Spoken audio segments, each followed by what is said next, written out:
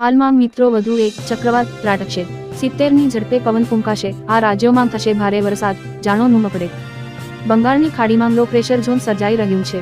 શુક્રવાર સુધીમાં તે ચક્રવાત એટલે કે વાવાઝોડામાં રૂપાંતરિત થવાની સંભાવના વધી ગઈ છે, જેના કારણે ઓડિશા, ઉત્તરી તમિલનાડુ અને દક્ષિણ આંધ્ર પ્રદેશના ઉત્તરી જિલ્લાઓમાં મધ્યમથી ભારે વરસાદ પડી શકે છે. આ ઉપરાંત પશ્ચિમ બંગાળ, મિઝોરમ અને ત્રિપુરામાં પણ વરસાદની સંભાવના છે. હવામાન વિભાગે આ અંગે માહિતી આપી છે.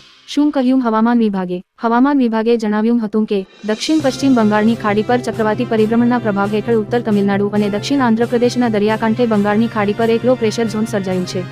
શુક્રવારથી બાલાસોર જિલ્લામાં છૂટાછવાયા સ્થળોએ ભારે વરસાદ 7 સેમીથી 11 સેન્ટીમીટર અને ઉત્તર ઓડિશાના જિલ્લાઓમાં મધ્યમ વરસાદ થવાની અપેક્ષા છે. માછીમારો માટે ચેતવણી. હવામાન વિભાગે માછીમારોને ગુરુવાર અને શુક્રવારે દરિયામાં ન જવાની ચેતવણી આપી છે, કારણ કે દરિયાની સ્થિતિ ઉબખાબડ રહેવાની ધારણા છે. માછીમારોને ગુરુવાર સુધીમાં દરિયાકાંઠે પાછા ફરવાની સલાહ આપવામાં આવી હતી. ઓડિશાના વિશેષ રાહત કમિશનરે જિલ્લા મેજિસ્ટ્રેટને સતર્ક રહેવા અને કોઈપણ પરિસ્થિતિનો સામનો કરવા તૈયાર રહેવા વિનંતી કરી છે. 7.0 કિમી પ્રતિ કલાકની ઝડપે પવન ફૂંકાશે. હવામાન વિભાગે જણાવ્યું કે બંગાળની ખાડીમાં 35 થી 45 કિમી પ્રતિ કલાકથી 55 કિલોમીટર પ્રતિ કલાકની ઝડપે પવન ફૂંકાઈ શકે છે.